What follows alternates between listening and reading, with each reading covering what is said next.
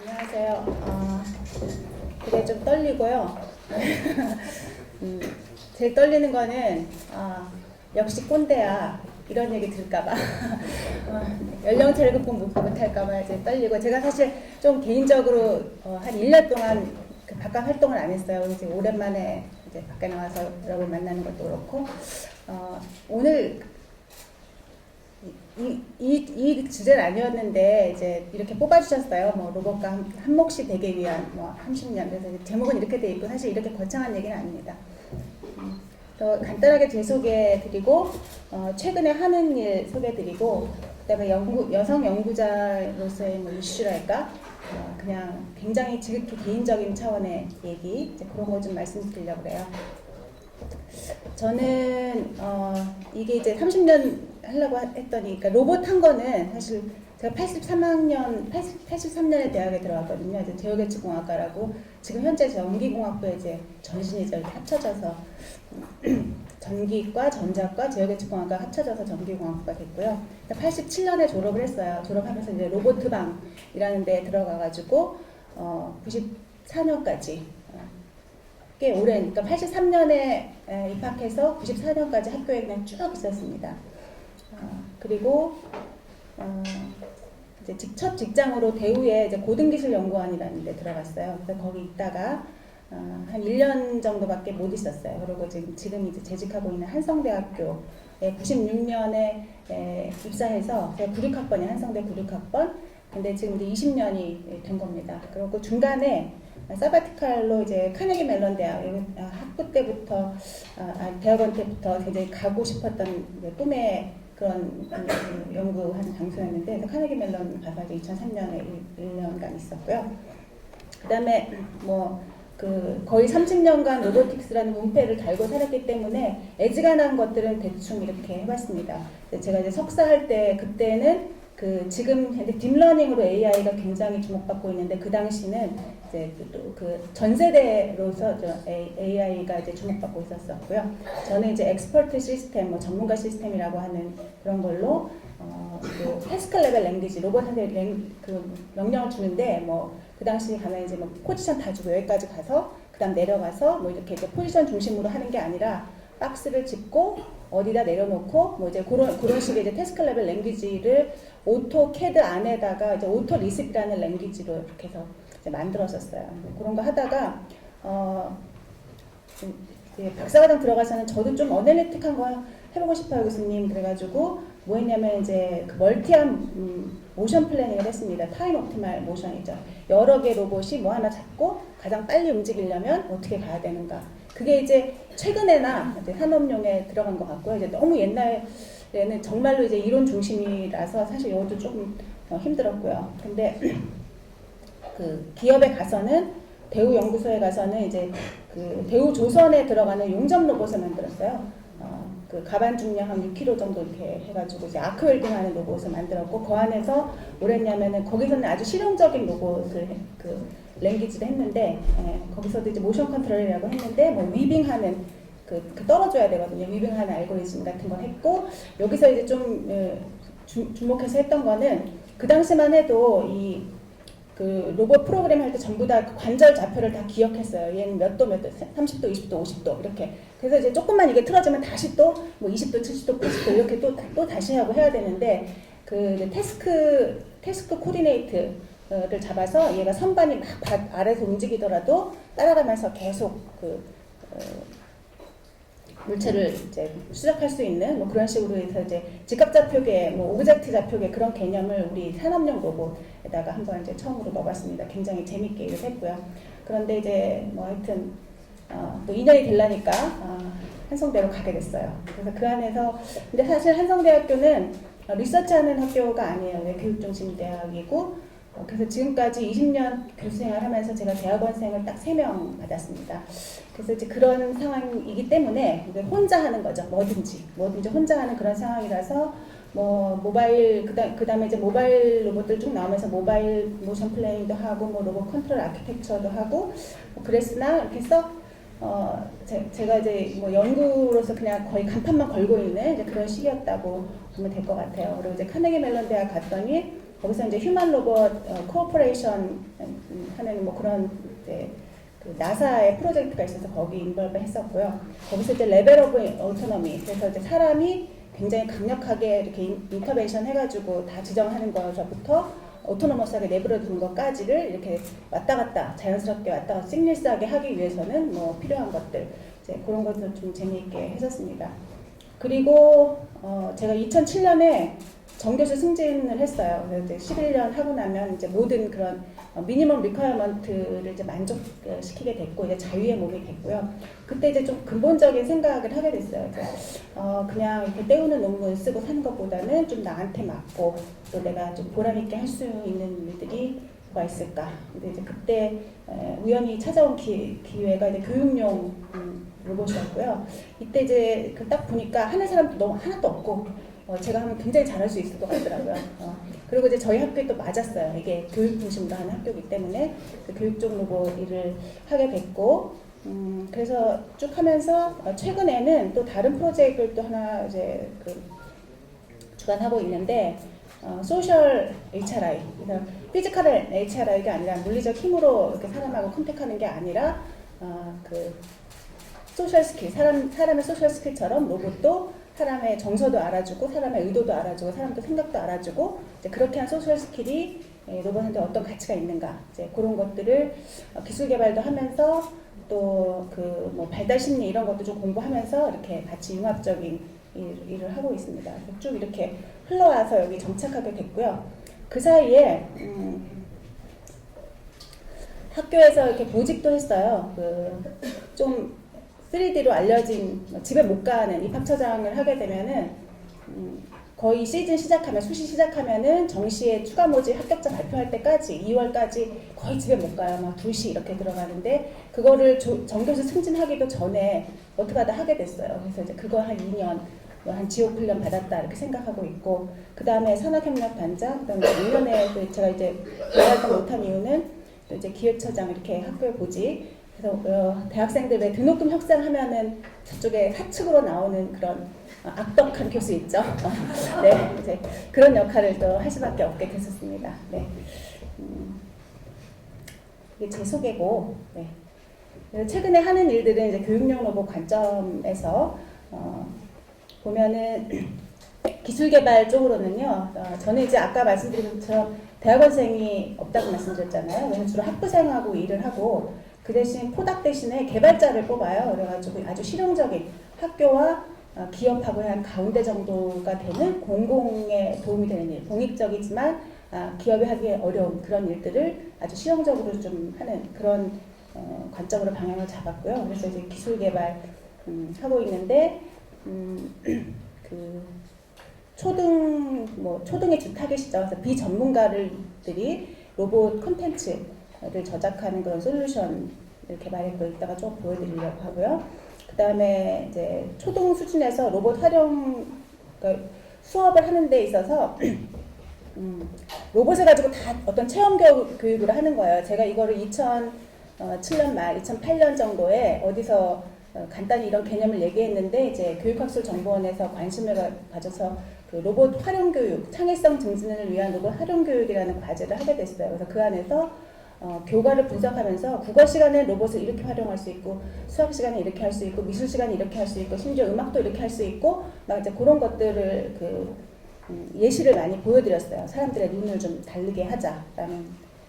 그리고 이때 이제 만들어진 컨텐츠 중에 실제로 이제 학교에서 설치돼서 활용하고 있는 것도 있고요. 그다음에 아까 말씀드렸듯이 이제 소셜 HRI 이게 이제 기술 개발 쪽에서 좀 주력하는 것이고, 그다음에 이제 로봇 관련해서 이게 교육을 하려다 보면은 사실 실제로 교육과정 안에 그런 것이 녹아 있어야만 효과를 낼 수 있기 때문에 로봇을 활용하는 교육은 뭐고 로봇 자체를 가르치는 소양 교육은 뭔가 이제 이런 부분들도 연구를 하고 있습니다. 그리고 학부생들한테도 많은 경험을 주고 또 제가 이 교육용 로봇 하느라고 막 검색하고 했을 때 이제 물론 미국에서도 그 여성 엔지니어들 그 리크루트하기 위한 적극적인 움직임들이 있지만 독일의 이제 프라운호퍼 연구소에서 로베르타라는 프로젝트를 하고 있었어요. 그게 이제 걸스 인 엔지니어링 해가지고 여학생들을 그 탱크 같은 거 이렇게 막 총 쏘는 거 이런 거 말고 여성의 감성에 도움되는 그런 유의 도구들. 사실 그게 그렇게 스테레오 타입을 정하는 게 맞는지 아닌지 모르겠지만 그런 방식으로 엔지니어링 교육을 해보자라는 것이 있었고, 그래서 저는 그동안 그런 남성적인 그런 것보다는 사실 저는 여자 티내는 거 굉장히 싫어하지만 또 반대로 굉장히 여자스러운 그런 여성스러운 콘텐츠 이런 것들을 이제 보여주는 그런 이제 활동들을 조금 하고 있습니다. 동영상 좀 보여드릴게요. 지금 하고 있는 것들 예를 들면은 뭐 이제 이게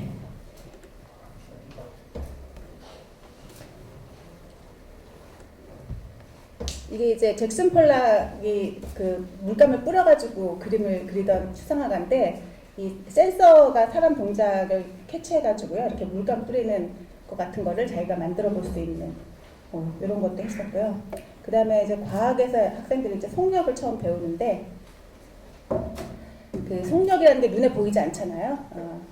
그래서 이제 그 얘는 로봇 밑에다가 전자펜을 달아가지고 이렇게 발자국을 찍어준 거예요. 시간이 지나면서 발자국이 어떻게 찍히는지. 그래서 똑같은 시간 안에 발자국이 촘촘하게 이렇게 찍히는 거는 천천히 간 거고, 듬성듬성 이렇게 찍히는 거는 빨리 간 거다. 이런 식으로 이제 속력을 배울 수 있게 해주고, 또 여기서 이제 가속, 감속 개념을 초등학교는 안 배우지만 뭐 이제 이런 것도 같이 볼 수 있다. 그런 것도 했었고, 그 다음에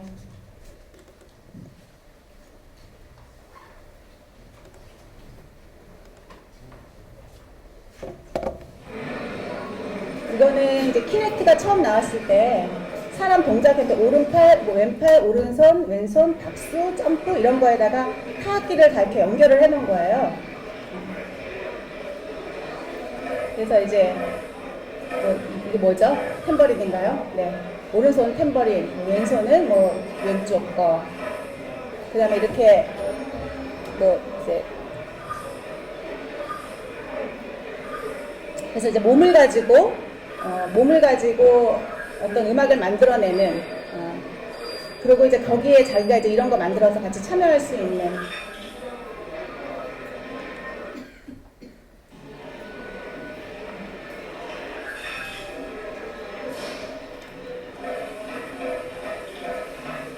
그래서 이게 아주 유치원에 굉장히 작은 애들 키넥트가 좋아가지고 한 4살, 5살 애들도 와서 막 되게 재밌게 하고 그랬었어요. 그리고 이거는 이제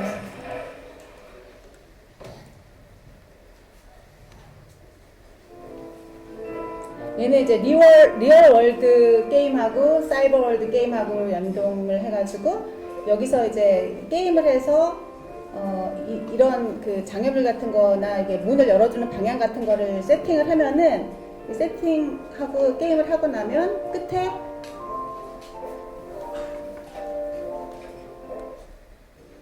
열심히 이렇게 한 다음에 내려와요. 내려오면 이제 실제로 저 공을 저기서 이제 사이버 월드 안에 공이 밑으로 딱 빠지는 순간 여기서 실제 공이 탁 나오면서 자기가 세팅했던 거에 따라서 또 게임을 진행할 수도 있고.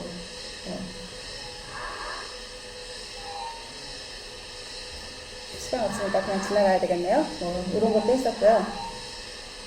그 다음에 음악하고 한 것도 한번 보여드리면은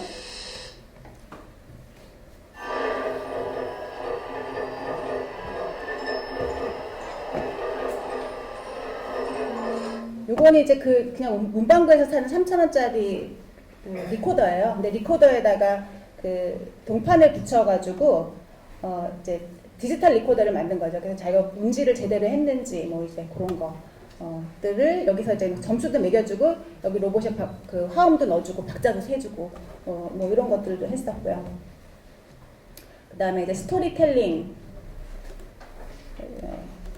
그 로봇을 활용해서 해와다리 된 오누이 같은 이제 그런 이 얘를 로봇의 컨트롤러를 사용해서 캐릭터랑 이렇게 매핑하면서 자기가 이제 이야기도 같이 녹음하고 할 수 있는 뭐 이런 것들도 했었고, 그래서 전 교과에서 로봇을 쓸 수 있다. 그리고 이게 만들어서 자기가 하면 더 재밌다. 이제 그런 식의 이제 접근을 했었고요. 이렇게 하다 보니까 그냥 이렇게 콘텐츠를 다 우리가 만들어주는 것보다는 사람들이 직접 더 자기 생각을 만들 수 있으면 훨씬 더 좋지 않나. 그렇게 해서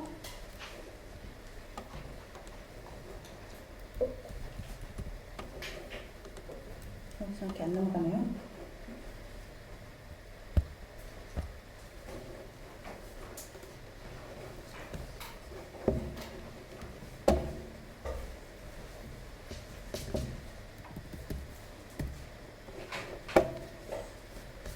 뭐가 문제일까요? 컴퓨터 자체가 멈춘 것 같아요. 네, 혹시 자료도 지금 한 4분 정도 남았는데 네, 혹시 제 시작하는 동안 네. 말씀 해주시죠. 네, 그래서 이제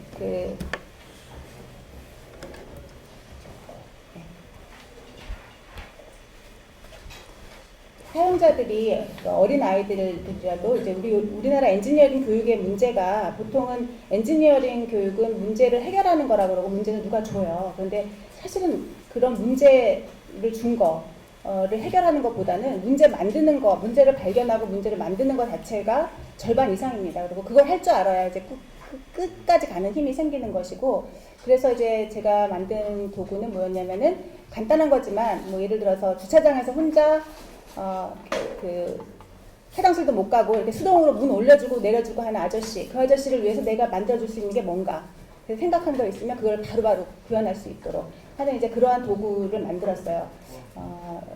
프로그래밍 언어보다 훨씬 더 쉽고, 근데 이거는 제가 이제 로봇 아키텍처 하다 보니까 리액티브 아키텍처, 로봇의 리액티브 아키텍처를 가지고 이제 규칙으로 만든 거예요. 이럴 때는 이렇게 하세요. 이럴 때는 이렇게 하세요. 라는 그런 규칙으로 프로그래밍 할 수 있는 이제 그런 환경들을 만들었고,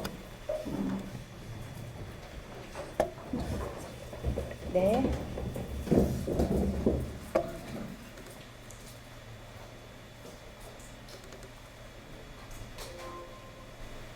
저다가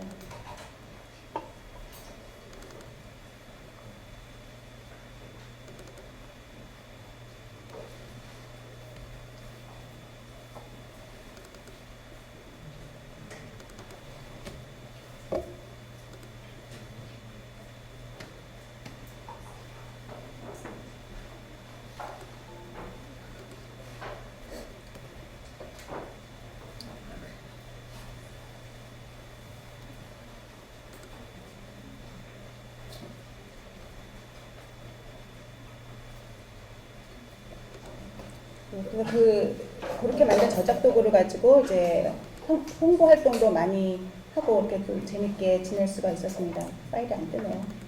네,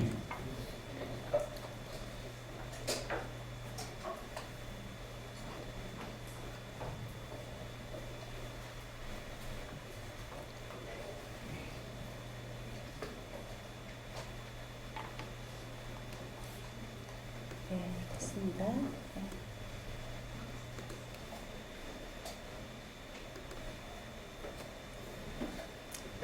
그래서 만든 게 이제 CC라는 저작 도구를 만들었고, 이런 것들을 일반적으로 할 수 있는 걸 만들었고, 얘가 규칙으로 when하고 do라는 규칙으로 이루어졌지만 이게 이제 엔진처럼 실행을 하면서 굉장히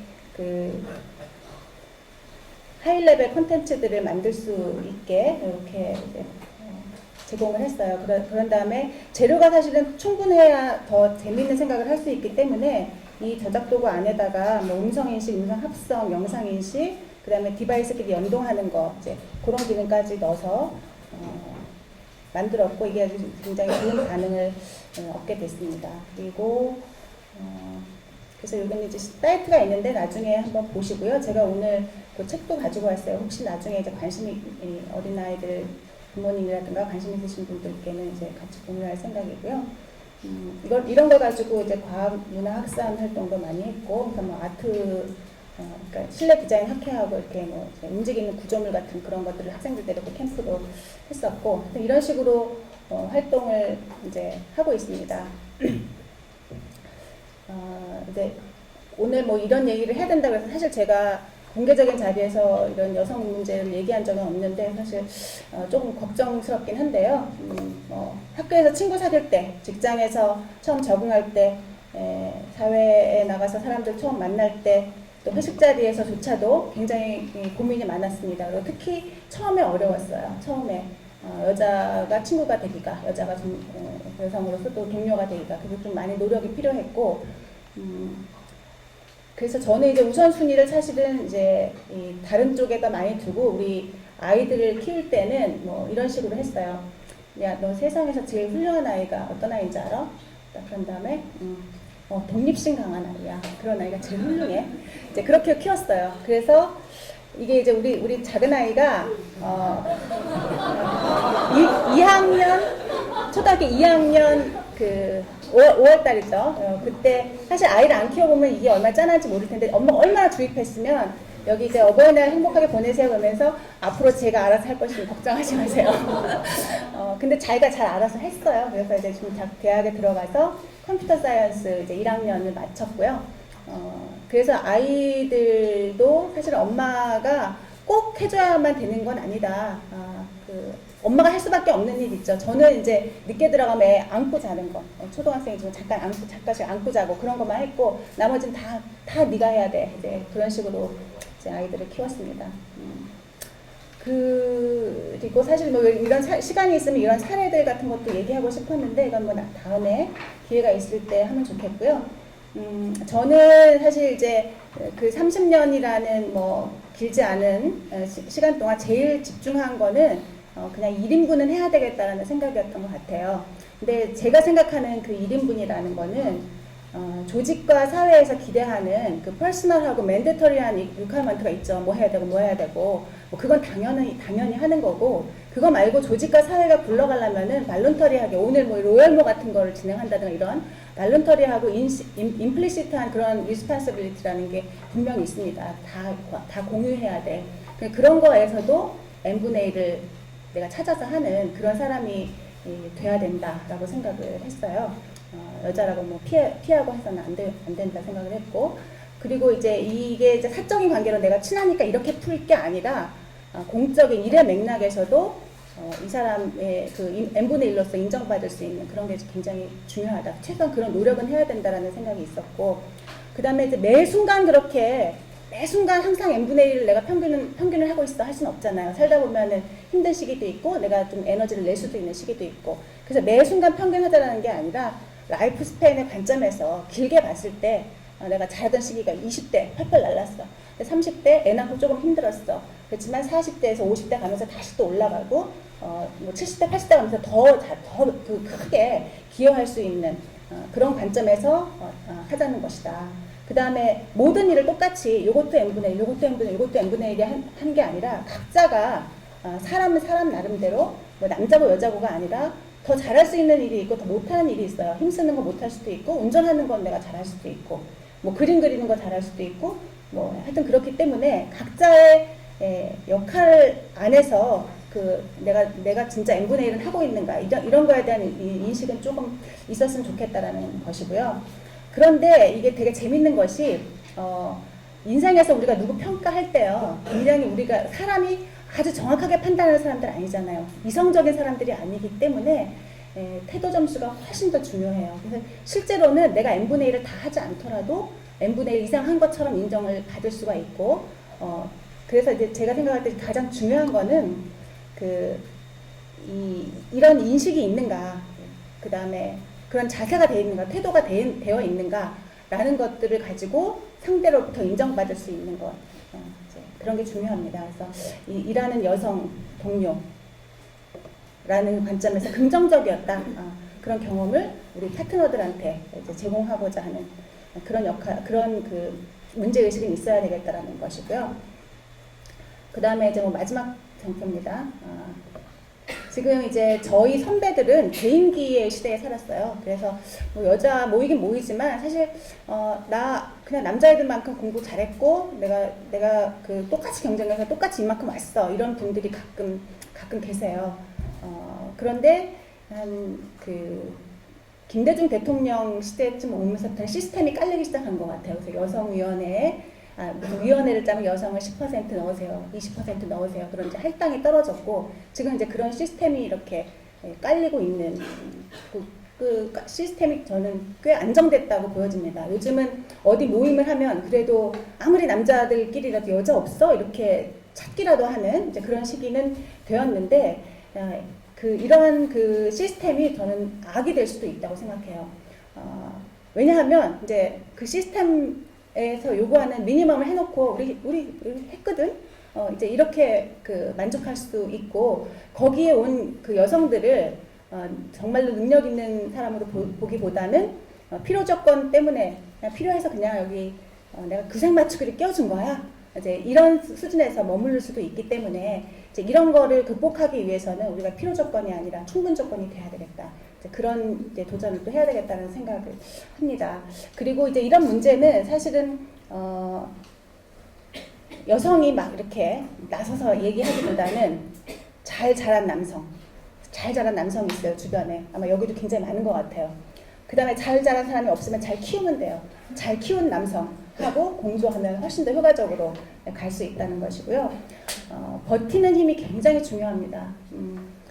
그래서 지금 잘 가지 못하고 있다 하더라도 그냥 버리면 안 돼요. 버리지 않고 계속 붙들고 있으면 내가 다시 일어날 수 있고 내가 다시 자신감이 가질 수 있는 기회가 오는데, 이걸 버리면 그런 일이 발생하지 않는다는 거. 그렇기 때문에 특히 젊은 여성들, 좀 치열하게 사는 그런 시기에 있는 엄마들은 버텨야 된다. 버티는 게 가장 중요하다라고 말씀드릴 수 있고, 지금 조금 창피하지만 길게 보고 길게 내가 인정받으면 되는 거예요. 지금 그렇게 불안해할 필요가 없다라는 것이고, 그렇게 이제 길게 보고 가는 와중에 나한테 기회가 있을 때는 치열하게 하자. 그래서 지옥 훈련을 받고 나면은 맷집이 늘어도 나한테 분명히 남는 게 있어요. 그렇기 때문에 치열하게 사는 것은 반드시 굉장히 소중한 경험이다라는 것이고요.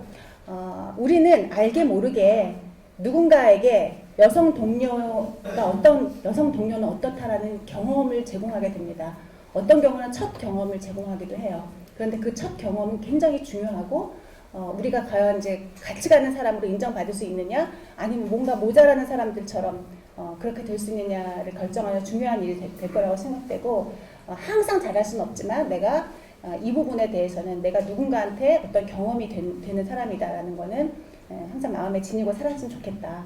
제가 이런 얘기하면 굉장히 꼰대스러워하죠. 아까 우리 딸 키운 거 보셨죠? 네, 좀 강하게 키워야 된다. 저는 여성들을 강하게 키워야 된다. 이제 그런 생각입니다. 네.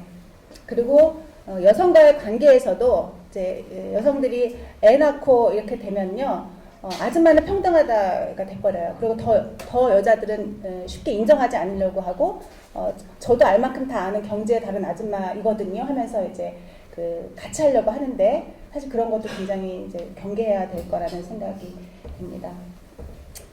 근데 제가 살아보니까 생각만큼 힘들지는 않았어요.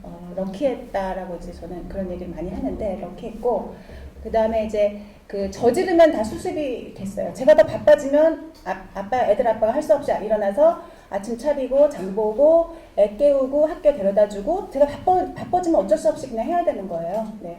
그렇기 때문에 그런 게 저지르면 다 수습이 되더라. 어떤 신뢰만 있다면 다 같이 갈 수 있더라라는 거고, 나이가 들면 들수록 가면 갈수록 이게 쉬워지더라. 그런 희망의 메시지를 전해봅니다. 네, 고맙습니다.